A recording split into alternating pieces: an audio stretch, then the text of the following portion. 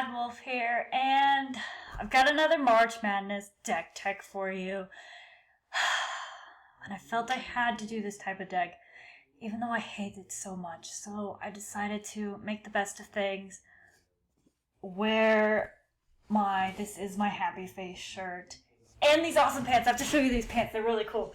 Look, it's got the water symbol, the island symbol for blue, and then a Ravenclaw, and then it says knowledge is power because that's awesome. Okay, so I am kind of excited about this a little bit, but it is a control deck, and it was really, really weird building this deck. Like, seriously, it was the weirdest thing ever! Just so not used to it. It was... I don't know if I can do it again, but it was a good learning experience for me. So our land base is so much lands. There's like 26. The most decks I've ever... it's just a lot of lands. It was weird. Basic lands include 6 islands and 5 plains.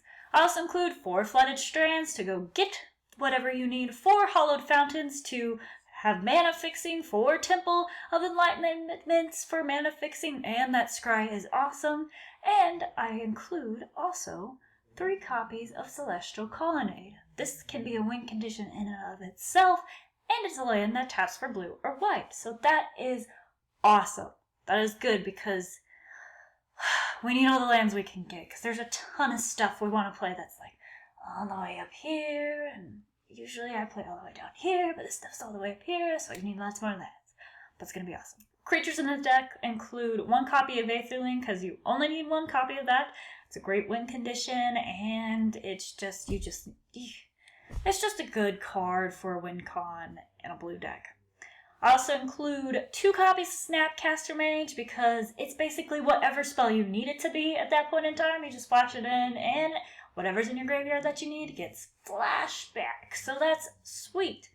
And the final 2 creatures in this deck are Vendilion Clique, because that card's fun to play. I mean, 3/1 flyer that possibly discards your opponent card that they need right at the minute, or if you need to draw a card for yourself, you're good. You can just play it and target yourself, so that's cool.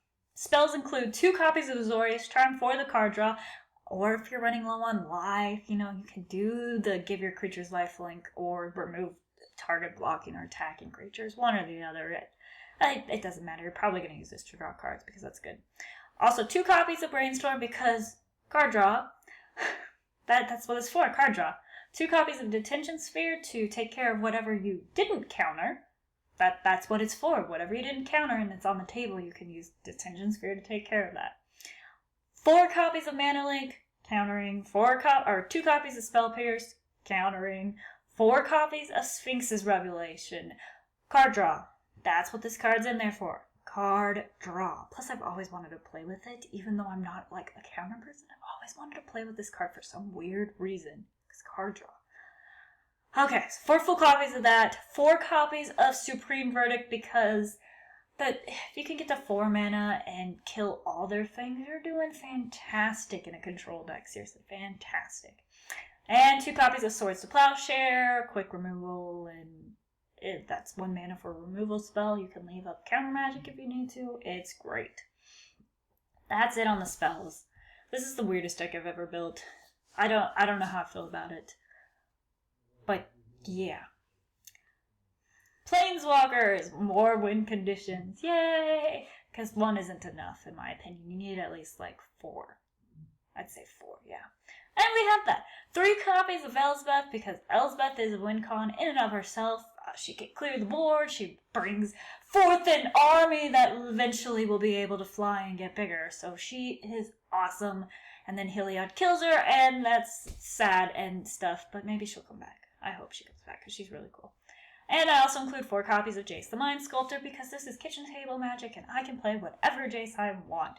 This one's amazing. Seriously. Brainstorm for 0, draw extra cards, force your opponent to discard cards and draw the... This is awesome. So awesome. He's just so good. Like, I don't know what else to say about him, except for that... Why does he have to be in blue, my least favorite color? Yeah, I'm I'm slowly turning, very, very slowly turning to a blue mage, but that red mage is just, yeah. Eventually I'll turn, I think Ash Teamer's a good middle range for me right now. Maybe I'll be more blue later, maybe not.